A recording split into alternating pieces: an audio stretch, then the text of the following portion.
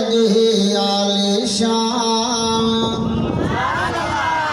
ओ सरहारी जे शहर में जलसो आहे अजहे आलिशान पाड़े फकीरा बाद में रब जो प्यारो पढ़जे पियो कुरान सरहारी जे शहर में जलसो आहे अजहे आलिशान सरहारी जे शहर में जलसो आहे अजहे आलिशान पाड़े फकीरा बाद में रब जो प्यारो पढ़जे पियो कुरान आया हली हित बुजुर्ग आलिम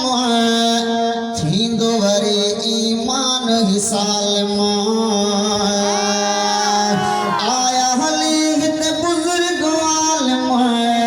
थींदो वरी ईमान हिसालिम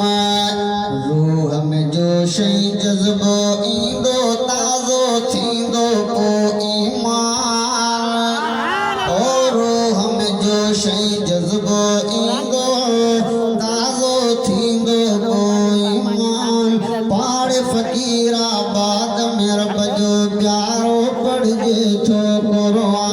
कुरान सरहारी जे शहर में जलसो आहे अजहे आलिशान सरहारी जे शहर में जलसो आहे अजहे आलिशान पाड़े फकीरा बाद में रब जो प्यारो पढ़जे पियो कुरान जलसो ही कुरान जो प्यारो आहे रहमत बरकत वारो जलसो ही कुरान जो प्यारो आहे रहमत बरकत वारो भागन वारा माण्हू प्यारा ओ भागन वारा माण्हू प्यारा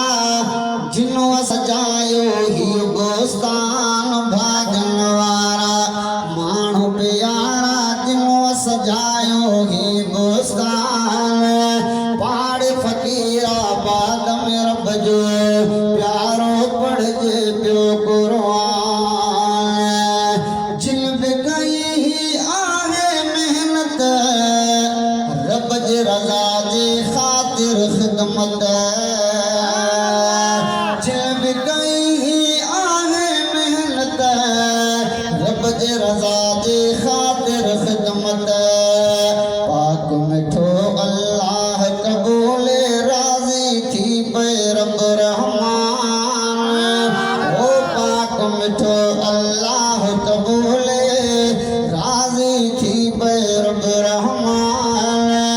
पाड़े फकीरा बाद में रब जो प्यारो पढ़जे पियो कुरान सरहारी जे शहर में जलसो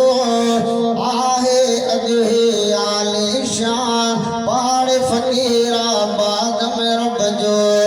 प्यारो पढ़जे पियो कुरान प्यारो फ़हीम प्यारो अयाज़ा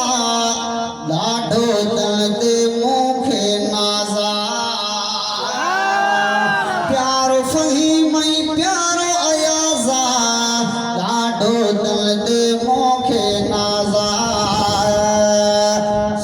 मिठड़ी कोशिश आहे तन जी ओ सुठड़ी कोशिश आहे तन जी मर्द मुजाहिद आहिनि जवान ओ सुहिणी कोशिश आहे तन जी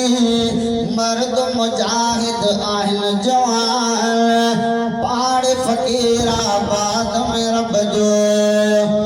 प्यारो पढ़जे पियो कुरान दीन जी ख़िदमत जेको करे थो सोई माण्हू रब खे वणे थो दीन जी ख़िदमत जेको करे थो सोई माण्हू रब खे वणे थो अहसन अल्लाह बख्श उहे हिन दुनिया उक़बा में ज़ीशान ओ अहसन अल्लाह बख्श उहे रुतबा में ज़ीशान पाड़े फ़कीराबाद में रब जो प्यारो पढ़जे तो क़ुरान चोॾींहं जो चंड अदा जीअं ठहंदो आहे सितारनि सां अॼु बि मदीने वञी ॾिसी आ हबीब आ ख़ुशि यारनि सां ओ अॼु बि मदीने वञी ॾिसी आ